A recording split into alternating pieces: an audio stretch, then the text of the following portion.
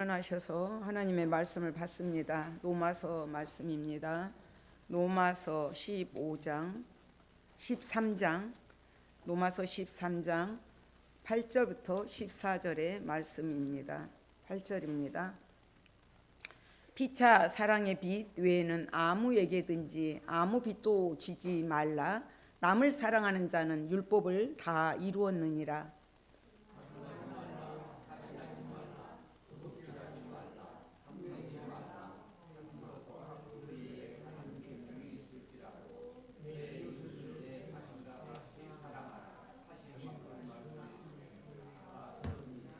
사랑은 이웃에게 악을 행하지 아니하나니 그러므로 사랑은 율법의 완성이니라.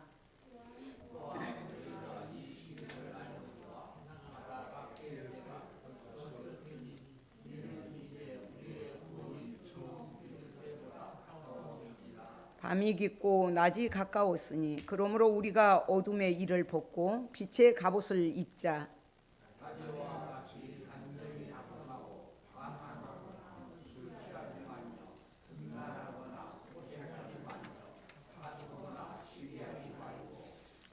같이 읽겠습니다. 오직 주 예수 그리스도로 옷 입고 정욕을 위하여 육신의 일을 도모하지 말라. 아멘. 이것은 하나님의 말씀입니다. 앉아 주십시오. 주님 감사합니다. 이 시간에도 주님의 말씀을 들고 대언자로 섰습니다.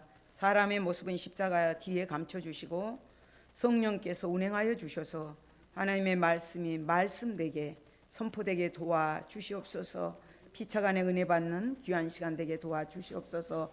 감사드리며 예수 그리스도 이름으로 기도드립니다. 아멘.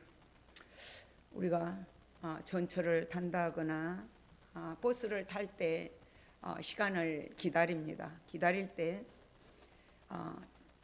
간만의 차이로 그 1초 차이로 버스를 놓친 적이 있죠, 여러분들.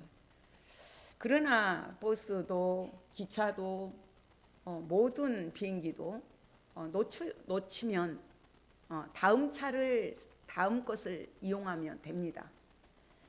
그러나 믿음에서는 그렇지 않습니다. 지난주에 말씀드렸던 것처럼 한편 강도 정말로 간만의 차이로 예수님을 구세주로 메시아로 알아보고 구원을 받고 천국에 이르는 뇌가 오늘 나와 함께 낙원에 있으리라 주님과 함께 천국 백성으로 나라로 들어가는 것을 우리가 말씀을 통해서 들었습니다. 오늘 가까워진 구원의 시간 11절 말씀이죠. 11절 말씀이 또한 너희가 이 시기를 알거니와 너희가 이 시기를 알거니와 안다는 거예요. 너희가 하나님의 구원의 때를 주님 오실 때를 주님 재림하실 때를 너희는 안다. 여기서 너희가 이 시기를 알거니와 시기 이 특정한 의미 있는 시간을 말합니다. 하나님의 의미 있는 시간을 안다는 것이죠. 믿음의 사람들은 성도들은 압니다. 구약의 모세를 통해서 그 노예로 애굽에서 종살이하던 그들에게 하나님께서 모세를 통해서 구원을 하겠다고 말씀하셨어요. 또 에레미야를 통해서 모든 거짓 선지자들은 평화할 거다, 평화를 외쳤지만 에레미야는 끝까지 남유다의 멸망을 예언을 했습니다. 돌탕에 맞으면서까지도 그 복음을 전했습니다. 구약의 선지자들이 시대마다 사무엘 역시 이사야 선지자 모든 선지자들이 그 사명을 감당했습니다.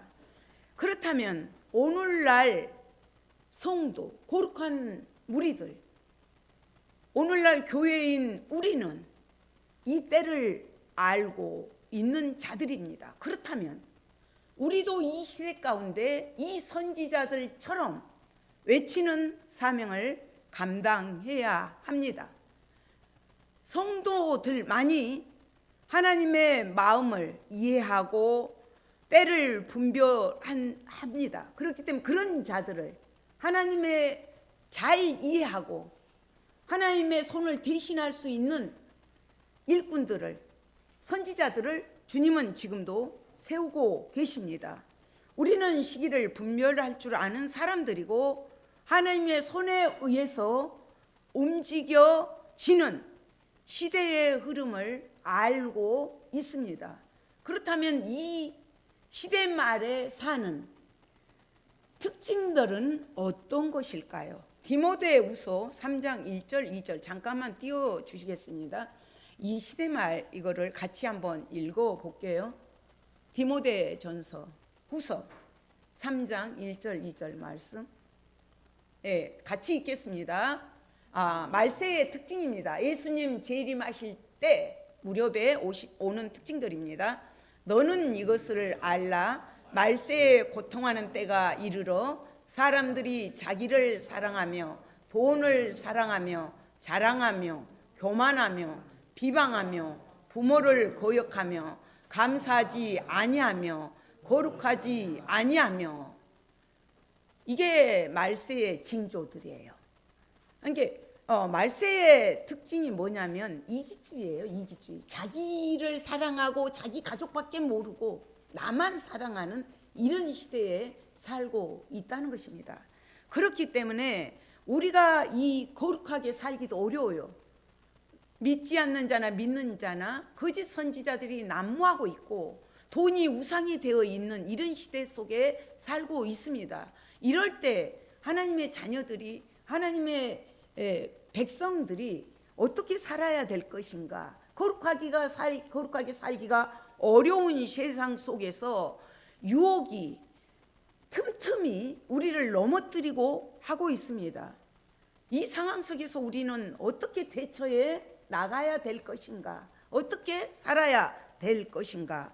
오늘 본문에서 말씀하고 있습니다. 말세가 가까웠다. 주님 초림의 주님은 오셨습니다. 그러나 재림의 주님을 우리가 기다리면서 자세를 어떻게 갖춰야 될 것인가 지키라는 것이죠. 8절에서 사랑의 비대에는 아무에게도 아무 빚도 지지 말라 그랬어요. 사랑의 빚. 빚은 반드시 갚아야 됩니다. 관세도 반드시 내야 됩니다. 품앗이도 반드시 갚아야 됩니다. 우리가 어떤 빚을 진다면 갚아야 되죠. 사랑의 빚도 마찬가지예요. 그러나 사랑의 빚은 좋은 빚입니다. 사도 바울은 그렇게 말을 했어요. 헬라인이나 야만인이나 지혜 있는 자나 어리석은 자에게 내가 빚진 자라. 내가 다 복음의 빚진 자라고. 하나님으로부터 빚진 자다. 그래서 나는 그것을 갚기 위해서 복음을 전한다. 이렇게 얘기를 하고 있습니다. 이 사랑의 빚의 개념이 성경에서는 이렇게 말해요. 1만 달란트 빚진 자. 예수님의 피로 우리를 구원해 주셨어요. 예수님이 대가를 치르셨어요. 그래서 그것을 빚으로 말하고 있습니다. 우리가 받은 사랑을 표현하는 거예요. 사랑을 받았으면 다시 그 사랑을 줘야 되고, 또 사랑을 받은 사람은 그것을 선순환으로 계속적으로 다시 갚아야 하는 것을 빚으로 표현하고 있습니다. 이 빚이 우리는 계속해서 갚아야 될 빚이에요. 이 빚, 이 사랑, 이 은혜 받은 자가 그 사랑을 할 수가 있습니다. 그 은혜를 받은 자가 그 사랑의 빚을 갚을 수가 있습니다. 그 빚을 어떻게 해요? 내가 주어야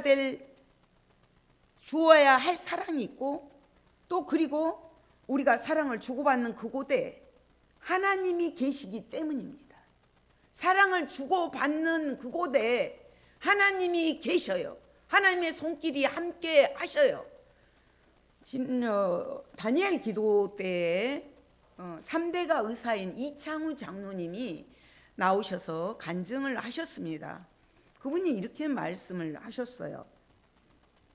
본인이 뱃속에 태중에 있을 때 아이가 살 수 없는 그런 상황이었대요. 그런데도 혈압이 너무 올라가서 아이를 포기하라 그러는데 그 어머님이 믿음이 좋으셔서 끝까지 기도를 해서 나셨답니다.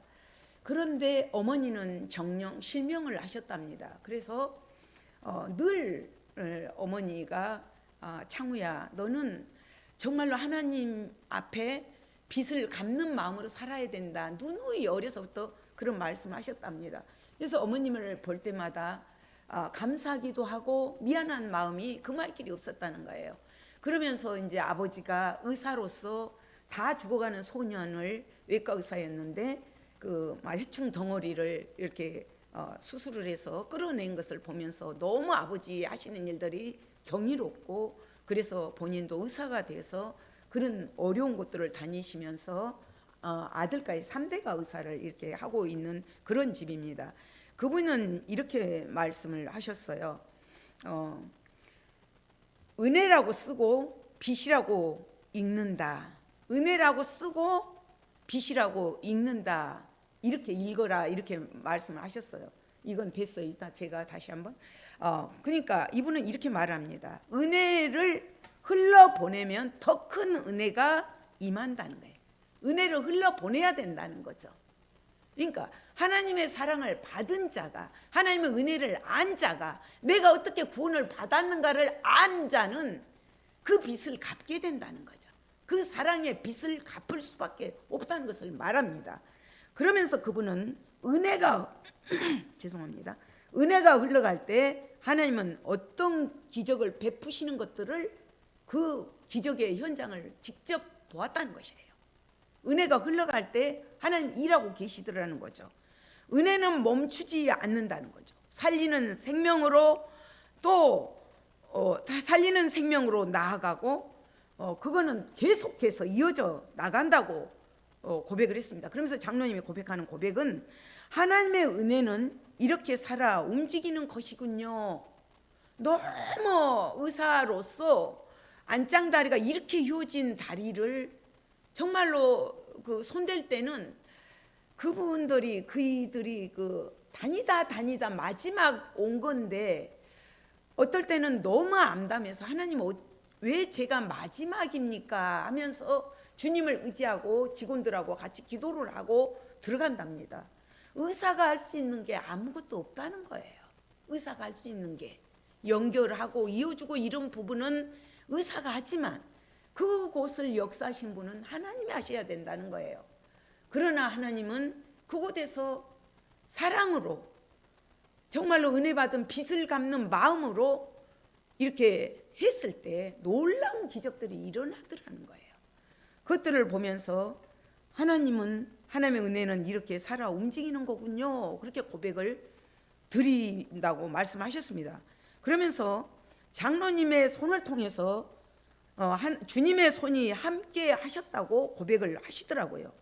하나님의 은혜는 멈추지 않고 흘러가고 또 다른 생명을 낳고, 그 생명이 또 생명을 낳고, 그 생명은 또다시 은혜로 누군가에게 역사하더라는 거죠. 그런 고백을 들었습니다. 그러면서 바울 역시도 로마서 1장 14절에서 그랬잖아요. 헬라인이나 야만인이나 지혜 있는 자는 어리석은 자에게나 다 내가 빚진 자다. 복음을 전해야 되는 이유를 복음의 빚을 갚는 마음으로, 그 사랑, 그 은혜, 그 구원을 받았기 때문에 견디지 못하는 거예요. 사도 바울은 그런 고백을 했습니다. 사랑의 빚을 갚는 마음으로 하라는 것입니다. 사랑을 빚졌다면 사랑을 해야죠. 다른 사람을 사랑하는 것이 율법을 완성한다고 말씀하고 있어요. 지금 남을, 그러니까 아무에게도 아무 빚도 지지 말라 하면서 남을 사랑하는 자는 율법을 다 이루었다. 내기의 말씀입니다. 내기에 있는 이 말씀이지만 사랑은 그 어떤 모든 율법도 포괄할 수 있다는 것입니다. 그것을 강조한 것이죠. 그렇기 때문에 그 율법의 조문들은 613가지가 있지만 그것들은 완전하지 않아요. 그 세상살이를 살아가면서 상황에 맞게 경우에 맞게 우리가 살아가야 되는데, 바울은 이 율법들을 모든 율법을 어우를 수 있는 것이 사랑이다. 예수님 역시도 제자들에게 말씀을 하셨어요. 내 이웃을 내 자신같이 사랑하라는 거예요. 이게 내게 이 말씀이 있었지만 이 말씀을 이루기는 어렵습니다. 그러면서 구절에서도 간음하지 말라, 살인하지 말라, 도둑질하지 말라, 탐내지 말라, 그 한 것과 그 외에 다른 계명들이 있을지라도 내 이웃을 내 자신과 같이 사랑하라 하신 그 말씀을 가운데 다 들었느니라. 구약은 하지 말라예요. 간음하지 말라, 살인하지 말라, 도둑질하지 말라, 탐내지 말라. 그러면서 그 외의 것들이 뭐가 있겠어요? 우상 숭배하지 말라는 거예요. 우리가 아까 읽었던 것처럼 디모데후서의 말씀이 하나님께서 바울이 디모데에게 하는 말이에요. 믿지 않는 자에게 하는 말이 아니라 믿는 자에게 말세의 징조들이 이렇게 나타나기 때문에 정신을 차리라고 권면하는 내용이고 경고하는 내용입니다. 그렇기 때문에 간음, 살인, 도둑질, 탐내는 거, 그 외에 다른 계명이 있을지라도 내 이웃을 내 자신같이 사랑하라 하신 그 말씀 가운데 다 들어있다. 그 어떤 계명이 있다 할지라도 딱 요약한다면, 그 많은 조항들이 있다지만 요약한다면 하나님 사랑, 이웃 사랑이라는 거죠. 딱 이 요약을 해서 이렇게 말합니다. 예수님도 실질적으로 그렇게 말씀을 하셨습니다. 그리고 이것들은 이제 그 구약의 계명들은 하지 말랍니다. 그러나 예수님은 새 계명을 주시면서 하라는 거예요. 적극적으로 내 이웃을 내 자신과 같이 사랑하라는 것입니다. 그렇게 말씀을 하시면서 이 부분을 실천하기를 원하셔요. 실천하기를, 사랑으로서 실천하라고 말씀하신 명령이에요. 그렇다면 우리가 그 사랑을 어떻게 할 수가 있을까요? 믿음뿐이에요. 갈라디아서에 있는 말씀처럼 오직 믿음으로, 갈라디아서 5장 6절에서 사랑으로서 역사하는 믿음뿐이를 우리가 믿음으로써 행할 수가 있다는 거죠. 믿음으로 행하고 삶으로 살아내는 것을 말합니다. 우리가 예배는 드리고 똑같이 경건의 모양은 있어요. 그럴싸해요. 그러나 경건의 능력이 없다는 거예요. 경건의 능력이. 그렇다면 하나님 사랑이 실질적으로 무엇일까요? 실천하라고 하는 부분이죠. 물론 배고픈 자에게 먹을 것을 주고, 마태복음에 나와 있는 말씀처럼 양과 염소의 무리를 나눌 때 내가 배고플 때 먹을 것을 줬고, 목마를 때 먹을 걸 줬고, 감옥에 있을 때, 갇혔을 때 나에게 이렇게 했다. 우리가 언제 했습니까? 지극히 소자에게 한 것이 곧 내게 한 것이다. 주님 말씀하셨습니다. 그렇게 하는 것들 굉장히 소중합니다. 그러나 저는 바울이 이렇게 복음의 빛을 갚는 마음으로 복음을 전했던 것처럼 드론 입구에 있죠. 하나님의 사랑의 실천은 전도입니다. 하나님의 사랑의 실천은 전도입니다. 실질적으로 전도를 나가서 해 보십시오. 바닥까지 낮아져야 합니다. 가정 방문하면서, 지금은 참 어렵지만 가정에 전도하러 가면 소금 뿌려요. 정말로 소금 뿌립니다. 그렇지만 그것들을 다 감안을 하죠. 왜요? 그 사랑이 너무 크기 때문에, 그 은혜가 너무나 크기 때문에, 내가 어떻게 구원받은 것을 알기 때문에, 그 구원의 때가 가까이 왔다는 것을 알기 때문에 구하지 않고는, 전하지 않고는 못 견디는 거예요. 그 때는 역사적인 종말이 반드시 옵니다. 물리적으로 역사적인 종말이 오죠. 지금 세계 곳곳에서 일어난 모든 증상들을 보면 역사의 종말은 반드시 옵니다. 그러나 어르신들, 제가 예배 드릴 때마다 주무시면 막 이렇게 깨우는 이유가 뭔 줄 아세요? 오늘 예배가 마지막인 분이 계신단 말이에요. 그건 모르거든요. 개인의 종말이 있다는 거예요. 주님은 우리한테 가까이 오고 계시고 우리는 주님께로 갑니다. 개인의 종말도 있어요. 주님 앞에 서야 될 때 믿음으로 서야 됩니다. 물론 믿음으로 구원을 받았지만 완전한 구원은 주님 앞에 주님 오심으로 이루어집니다. 그렇기 때문에 사랑은 무례히 행치 아니하고, 고린도전서 3장에도 그렇게 나와 있잖아요. 무례히 행하지 아니하며 자기의 유익을 구하지 아니하며 성내지 아니하며 악한 것을 생각하지 아니하며 모든 것을 참으며 모든 것을 믿으며 모든 것을 바라며 모든 것을 견디느니라. 주님을 사랑하기 때문에 참고 견디고 인내하며 나갈 수가 있습니다. 10절에서도 사랑은 이웃에게 악을 행하지 아니하나니 사랑은 율법의 완성이니라.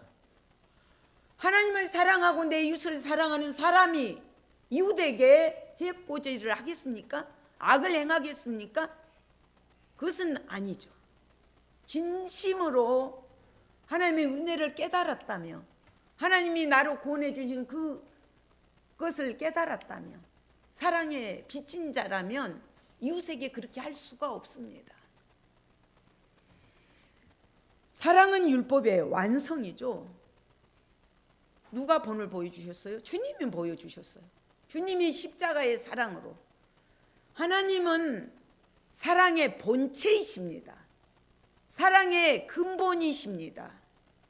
우리에게 본을 보여주셨어요.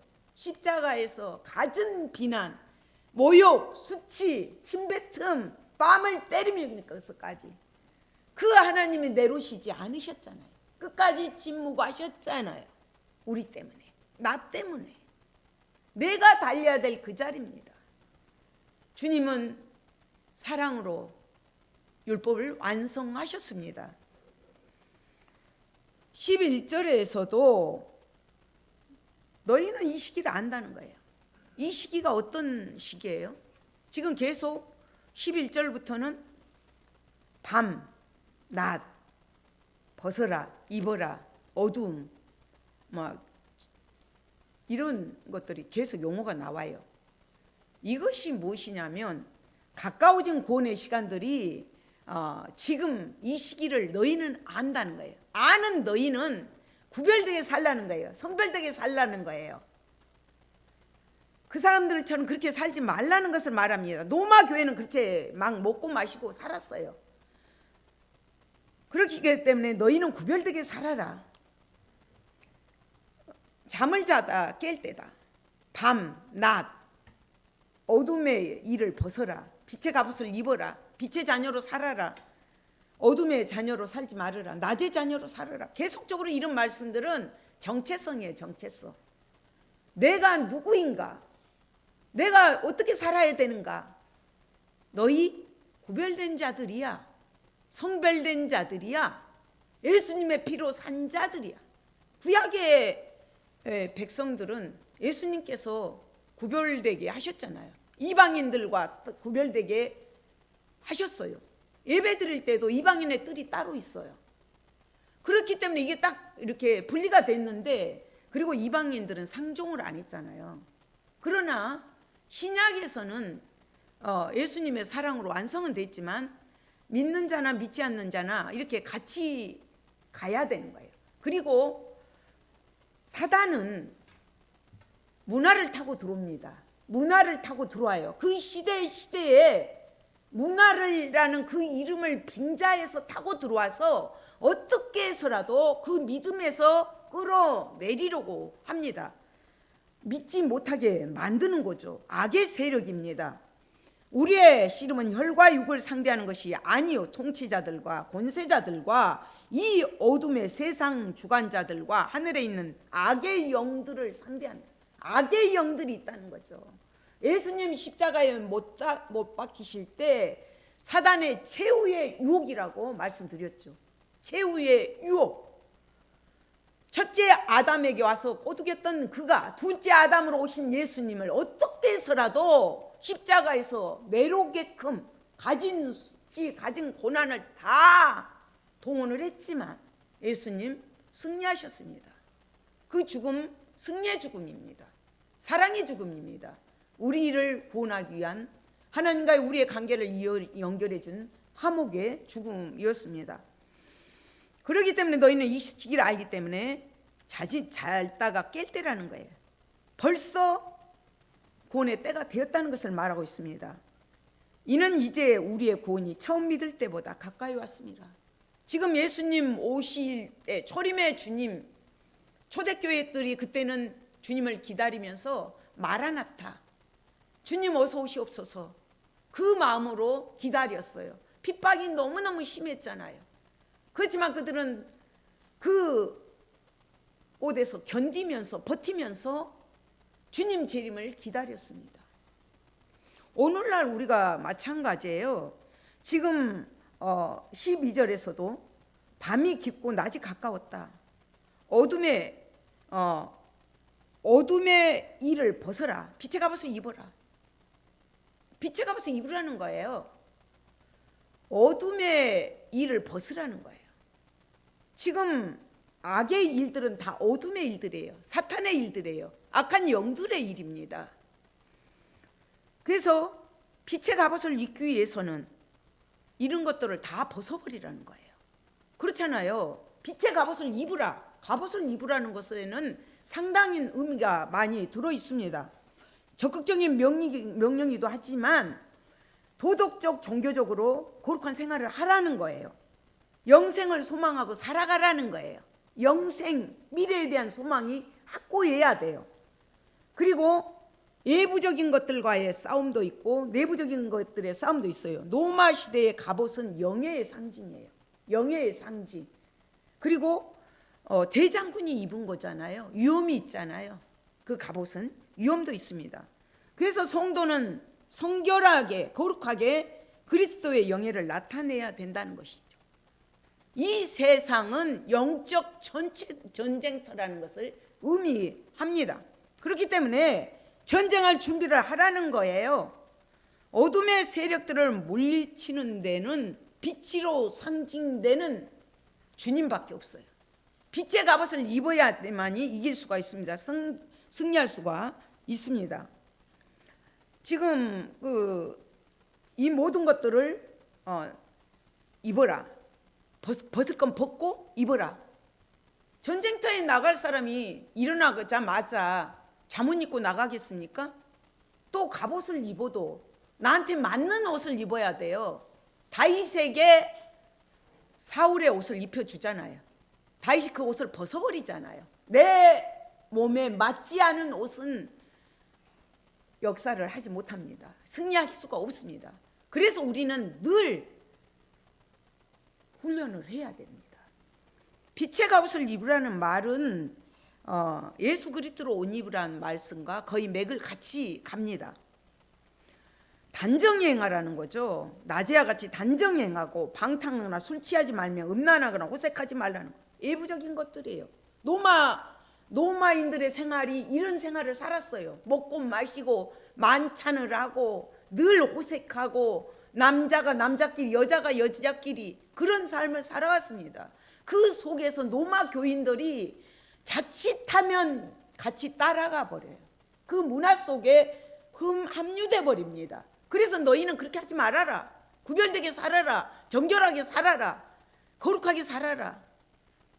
빛의 자녀로 예수님 빛으로 오셨습니다. 우리가 지금 여기 촛불을 켰잖아요.